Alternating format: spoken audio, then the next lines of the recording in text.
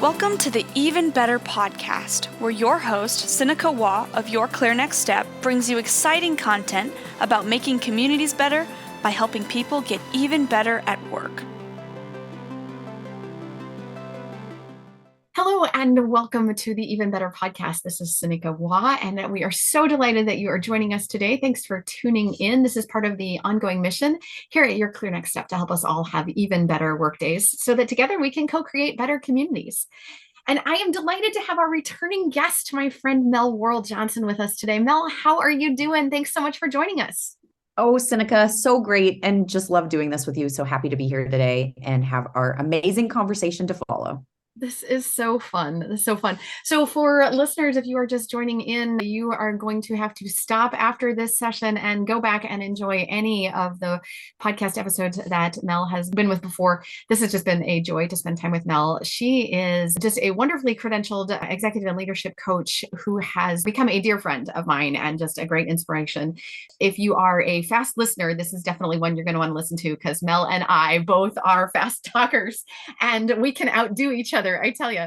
So she is an executive coach and with a just strong passion on leadership and talent development and business strategy. And I've watched her in the couple of years that we've been working together. Her focus is on helping people in leadership just really be their best selves and lead well. And she leads teams and develop people and, roll up their sleeves and just do leadership well. And I've watched her help others become better inspirations to others. And she's just great at listening and focusing and being practical and pragmatic and, calling things like they need to be called when they need to be. She'll just not let you get away with stuff either. So I have delighted in that. Mel, what are we not talking about that we need to talk about in your career background here?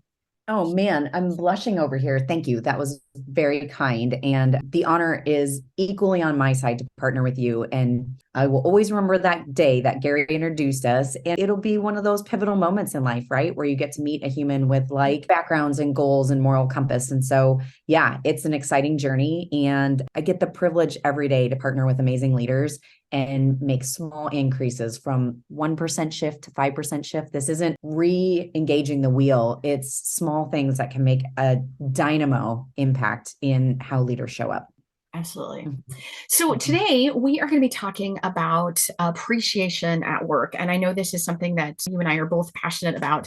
And just people who are appreciated, they show up better. But you don't appreciate people so that they'll show up better. You appreciate people because it's the right thing to do, right? We appreciate people to value them and to love on them, and because they are people who should be appreciated. But we've entitled this episode 4 Questions to Discover the Power of Appreciation. And I just really delight in that because, like so many other things, when you and I get to talking, we discover power in places, and we discover power in human connection, and we discover power in the way we interact when we do it right? When we're not lazy about our interactions, or when we're not callous about our interactions, and when we're authentic, genuine humans, and we treat others with authentic, genuine human connection, it turns out we just do better. We do better in ourselves and with our human connection. So we're diving into the power of appreciation. And I want to backtrack just a little bit, because this is part of why we're doing this, is because just recently we have launched the Changemakers program, and we're making that available. And just recently you had a chance to work on some and deliver some Changemakers stuff and be in part of a Changemakers curriculum where appreciation was part of the curriculum and part of the conversation in the session, bringing out the best in others. So I just want to pause for a little bit. Can you share just a little bit about your experience in bringing out the best in others, and your experience in that with the co-facilitation, and just what that piece of the curriculum looked like? Oh, so it's so interesting as I think back to when you were talking about Changemakers and starting this process of how are you going to build this and deliver it, and who does it impact? It impacts everyone, right? So all of us. There are bits and pieces, if not all, of the Changemakers curriculum that every human, whether you're an individual contributor or a people leader, whether you're at the beginning stages of your career or you're in the C-suite, right? All of these topics and tools are resources that will make all of us even better. And with this module, bringing out the best in others, It was an amazing day. And amazing probably isn't the right word. I should dig deeper in my emotion words there. But we started with expectations. We then moved into feedback and we rounded out the day with appreciation. And the analogy I use, it's like building a 3-tier cake. Like we set this really solid foundation and the base was like a 10-inch, layer. And then we layered in 8 inches of layer of the feedback, and how to do that with grace and how to receive feedback with grace and how it is, as you say, a gift, right? We have the choice of receiving that gift. And then we rounded it out the top of that cake and put the frosting over the whole thing to have this beautiful cake that we could present around appreciation, and how really that is the top of the cake and the icing on how everything we do, and the power of thank you, the power of appreciating the people we work with. And Seneca, from my lens, and not to belabor this, people stay because of people. The organizations we work for are important, and the benefits and the things that how we earn our income, but people stay because of people. And when we lean into our people and being good to others and using appreciation because we're being genuinely authentic about saying thank you or appreciating what they do, and then layering in giving them feedback the way they want to receive feedback, man, it's the secret sauce. You bet. All right, so let's get into this. Is one of our lunch and learn sort of bite-sized podcast episodes. So let's jump in here. We've got 4 questions to discover the power of appreciation. So that first question, who needs appreciation at work? So who does need appreciation at work, Mel? We all do. We all do. Let's say that a third time. We all need appreciation at work, at home, in life. We all need it. I do. Well, okay. So, but it can't be that easy. Whose job is it to express appreciation at work? Isn't it my boss's job to appreciate me at work? Isn't it the boss's job to appreciate each employee? So it's not my job to appreciate my peers or my coworkers, or I'm I'm using air quotes here. I'm just an individual contributor. It's not my job to appreciate my colleagues or my customers or my vendor partners, right? She says sarcastically with a, scowly face, because she can't possibly mean that. So my response to that is, yes, it is the leader's part of their duty to give and acknowledge appreciation. And it is every single human's responsibility, and being part of a team, creating that culture, recognizing others, whether it's someone above you, someone that's equal to you, someone that's below you. None of us know what the other person is navigating in that day. And what if that appreciation is the thing that helps them move forward and have a better day, to tie it into what we do? But appreciation is all of our jobs. How does it become a burning part of you that when you see something, you say something about appreciation? Who needs appreciation at work was the question. And I think we all do. I mean, you just look around, you see someone who's all slumped shoulders and discouraged or sad, or if someone is showing up at work and they're sad, they probably need appreciation. If someone is showing up at work and they're fine, they probably need appreciation to keep going. If someone is showing up at work and they're doing an awesome job, they probably need appreciation to recognize what an awesome job they're doing. If someone is showing up at work, they need appreciation, right? We all do. I need it. We all need appreciation, and we can all co-create that world of appreciation, whatever role you're sitting in.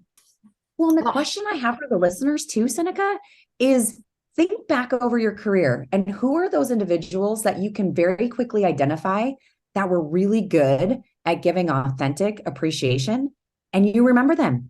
You remember them hands down. For me, first and foremost, Betty comes to mind. Regardless of what your title was, what your role was, she never let an opportunity to say thank you, to acknowledge hard work, menial work, the things that had to get done, the big projects. She's amazing at it. And her team and the people that work with her, for her, around her, they would run through walls for her because they know she cares and she shares it. She tells and gives that back to everyone that is around her. We all can think of one, if not 10 humans that are really good at this. And man, I want to be a little bit more like Betty every single day. Absolutely. Okay, so let's get to the second question. We're in 4 questions to discover the power of appreciation. The second one, beyond thank you, what are the 5 types of appreciation at work? Sure. Great question. And so for reference for all those that are listening to this, this is based on the book written by Gary Chapman and Paul White, The 5 Languages of Appreciation at Workplace. And if it sounds familiar to the 5 love languages, Gary Chapman was the author of that. And in my coaching, before I jump to it real quick, I used to talk about the 5 love languages with clients, and they would give me this look like, why is she talking about the 5 love languages? And I was seeking how it was so the same, but different. And so then one day was out Googling, because that's what we do. And this popped up and I was like, oh my gosh, they wrote a book. Like, this is exactly what I need. So this book is a gem. And when we think about the 5 types of appreciation at work, here's the 5. So 1 is words of affirmation. 2 is quality time. 3 is acts of service. 4 is tangible gifts. And 5 is physical touch. Those are the 5. Those are the 5. Yep. And in the course in Changemakers, as well as in several other resources here at Your Clear Next Step, we dive into deeper, there's training around those, there's more information around those, and we talk into how those show up at work and what things that are appropriate and how to recognize those kinds of things. And we'll get into that in number 3 just a little bit more. But here in this quick little topic, there are 5 different types of appreciation at work. Now, why does it matter that there are 5 types, Mel? Why 5? Why doesn't just 1 work? Mm-hmm. So the most simple answer I can think of is we're all unique. As humans, we all give and receive information, knowledge, wisdom, love, kindness in different ways. And in general, the way that we give appreciation is a key indicator of maybe that's our top language of appreciation at work. And so to your point, we dive deep into how do you recognize what someone's appreciation language is? How do you deliver appreciation in the way that they want to receive it? So how do we learn their style and flex, even if it's not our preferred appreciation language? And even within this book, there's a really cool assessment that when you buy the book, you get the free code and it'll say, here's your primary and here's your secondary. And then something to notice, and this is for later or more in-depth discussion, even through Changemakers, and join us in that program. How do you recognize your least appreciation language so that you have awareness around when it may be someone else's, that you don't have a blind spot because it's just something that is not your comfort zone, right? Like, oh man, this is a really hard thing for you to do because it's your least. It's number 5 of 5 for you. Yep. Sometimes it's really easy to recognize once you learn what your blind spot is, then you can go, oh, they need that thing. And I am monumentally bad at that thing because I don't need that thing at all. And then you can learn to upskill on that thing. Yeah. Yeah. Mm-hmm. So one of the easy examples is huggers. And I'm going to go back a couple years to the pandemic and the meme that came out that said, check on your hugger friends because they are not okay, right? During the first couple months of the pandemic, right? When we couldn't, or later even, and when we couldn't hug each other, we had this physical distance between each other, and the people who needed that physical contact as their way of showing love or showing appreciation, and they couldn't. If you had someone who spoke that language and they needed that physical touch, they were really, really desperate for it. And the people who don't speak that language at all, they're like, I don't understand what your problem is. Why are you being so weird about this? And it was a disconnect until we had the signs that were like, check on your friends who are huggers. They're not okay. And then you could sort of scratch your head and go, oh yeah, no, they really aren't okay. They're struggling with this. For sure. And Seneca, I appreciate that you went right into physical touch with huggers. And so just a quick throwing this out there, elephant in the room, physical touch can be something that makes people nervous, right? And so think about fist bumps, think about high fives, think about a really firm handshake. And not everyone is a hugger. So if you are a hugger, how do you read the body language of the person that you're coming in for a hug and they're backing up, right? You can physically see them back in 3 steps. Or you're talking with someone you can tell they're a hugger. Most of the time, if physical touch is one of their primary appreciation languages, they will lead. So they will come in for the handshake. They will come in for the high five. And it's also ask, right? As you're trying to uncover, are you comfortable with hugs, right? So I'm a hugger myself, and I definitely am very cognizant of watching someone's reaction. If you're watching and they're doing the 3 steps back, I am not going in for a hug, but physical touch is important. And there are people within your teams and your organization, and maybe it's even you, that it is your primary language. And how do you share that? And also help those that maybe physical touch is their 5th to be comfortable with, it's a high five, right? Like that's all. I don't need the big group acknowledgement that I did a great job. Like give me a high five in the office and let's call it and move forward. Right. So not to belabor it, but I do think that's one especially that can make folks uncomfortable. You bet. One of the transition ones that I learned real early on for the physical touch in particular that helped me a lot was the handoff. If you need to hand someone something and they are physical touch and you are not, instead of setting those papers down on the table, physically hand them the papers. You don't even have to touch them, but you can hand them the papers and they can take the paper from you. And that can actually be a substitute for physical touch that can be more meaningful for them. And you still don't have to exchange germs. So Yeah. it can bridge the gap there. So there's one more tip because you're right, that physical touch can be super uncomfortable. Okay, we got to move on because it's bite-sized. Okay, so if you are just joining in, we're here with Mel Worrell. This is the Even Better podcast. We're talking about 4 questions to discover the power of appreciation. And we talked about who needs appreciation at work. We talked about what are the 5 types of appreciation at work. We're moving on to how do you discover your team's appreciation preferences? We sort of hinted at that a little bit, but Mel, take us away. How do we discover that? Yeah. So a few things in there, really being observant. How do you listen actively? How do you ask a question? In some ways, you're layering in a coach approach to how you discover what your team, if you don't have your team take the assessment, right? And have a pretty printout that says, this is their first and second, here's their fifth, just as an FYI. How do you observe their daily interactions? And I'll pick one. So let's talk about quality time. And quality time isn't time. So as an example, someone who quality time isn't their first or second language of appreciation may say, well, we spent the day together driving to Des Moines and da, da, da, da, da. That's time. Quality time is focused attention. It is shared experiences. It's looking them in the eye, not being distracted. How many times as a leader have we checked a text message, checked an email that popped up while we were having a one-on-one, and you're in the one-on-one with a team member who quality time is their number one.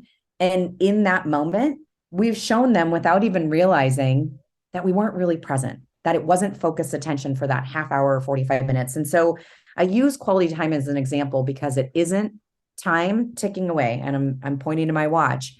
It's about those shared experiences and that keen attention and focused attention on that person that's sitting across the table or that you're going to lunch with or that you're working on a presentation with, right? So any of those moments, focused attention, shared experiences, and each of the 5 have very specific things that you can look to, watch for, notice, and start to glean. This may be one of their top 2 languages of appreciation.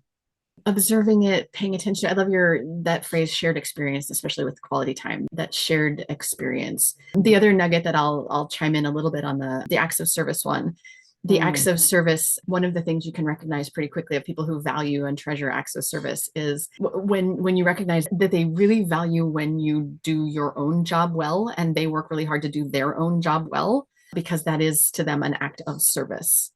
And so when you start to pay attention to someone who does their own job really, really diligently and is looking to make sure that you have done your own job diligently and that you've not sort of half-heartedly done it or haphazardly done it or just slapped it together, that they're expecting that you've completed your piece or your role. If it's a group project, that you've done your piece of the group project, or if you're a leader and there's an expectation that you've done a certain set of things that were your accountability, that you've done that. To people who speak acts of service, when you recognize that it's not just that you've opened a door for them or that you've carried a heavy burden for them or that you've jumped up out of the seat to help them with something, it's that you've done your own job well. That speaks really, really highly for people who speak acts of service. Yeah, and not leaving something behind for them to add to their plate because it wasn't done at the expectation that the group, going back to setting expectations, right? That everyone takes their piece of the pie and we don't leave an extra 16th of that pie for someone else to finish. Yeah, for sure. Mm-hmm. All right, so we'll move on to question number 4. So these are 4 questions to discover the power of appreciation. So, okay, why does it all matter? Why does this all matter, Mel? I'm going back to people stay for people, people follow people. Human connection is a driver for all of us, regardless of the language that we speak as far as appreciation. And there was a quote for me in the book that really summed this up for me. The question is not, do you appreciate your coworkers? The real question is, do they feel appreciated? I'm going to say that one more time. The question is not, do you appreciate your coworkers? The real question is, do they feel appreciated? An old phrase, if it doesn't matter how much you do, people don't care unless they know how much you care, right? Or they don't care how much you know until they know how much you care. Appreciation falls right into that lens. The impact and how we make people feel when it's genuine and authentic. Man, there's nothing better than knowing you're on a team of people who want to work hard, play hard, that you're appreciated for the parts that we all bring to deliver for the organization and doing a job well. Absolutely. Beautifully said. Beautifully said. Thank you, Mel. So, if you've just chimed in because you're looking at your clock and you're like thinking by this point we should be about halfway through the podcast episode, this is one of our accelerated ones. These are bite-sized, these are lunch and learn style podcasts, and you missed it. You got to rewind. You got to go back to the beginning and hear the whole thing. We were talking about 4 questions to discover the power of appreciation with Mel Worrel-Johnson. Mel, as we are getting ready to wrap up this conversation, it still wouldn't be the Even Better podcast if I didn't ask my question, what's making you even better these days? You know, we are what we read, we are what we eat, right? One of those things, we are what we learn. So right now I'm actually engaged in a 12-week, or is it 16-week? I think it's a 12-week facilitator learning to dive deeper into emotional intelligence. And so it is meaty and rich and hard and exciting. And we are in week 4 today, actually. It's an hour and a half every single week with homework and quad meetings with our partners in class to delve deeper into the learning. And man, it is rich and powerful and making me even better for my clients and the folks that I get to partner with, and for my family, right? Being more aware of how I show up and reading the room, right? And giving appreciation. So thanks, Seneca, for asking. Yeah, you bet. You bet. And for those of you who have just joined in, this is a special feature of the Even Better podcast with Mel Worrel-Johnson, and we're talking about 4 questions to discover the power of appreciation. This is a special edition because we are talking very openly about how this ties into the Changemakers curriculum. And if you want to learn more about Changemakers, we will tell you for sure that to be a changemaker, there are 3 things that changemakers do consistently, and changemakers consistently put the good of the business first. They consistently make authentic human connection, and they consistently treat change as a process, not as an event. And appreciation is one of those ways that you make authentic human connection. And this appreciation is one of the topics that we cover in bringing out the best in others. You see it again in our session on advanced collaboration. It makes a sneak appearance briefly in advanced collaboration. And it's just part of the Changemakers curriculum, which is a 10-month curriculum for when you get the public access version. It's a 10-month curriculum that is available through our website, or if you'd care to participate in the assessment or to have us bring this into your organization privately, we are happy to do that. And this is part of our ongoing commitment here at Your Clear Next Step to help you have better workdays so that together we can co-create even better communities. Thank you, Mel, for joining us. Such a joy to have you with us. Thank you, Seneca. We always have some fun and get a lot done. Absolutely. 2 of my favorite things. Absolutely, me too. And thank you to all of you who joined in to listen. And on behalf of all of us here at Your Clear Next Step, we hope the rest of your day is even better.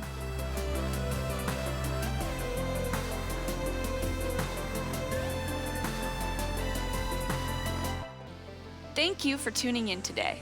The Even Better podcast will be back with more content soon. But in the meantime, subscribe to our podcast or check out our website at yourclearnextstep.com for more information. See you next episode.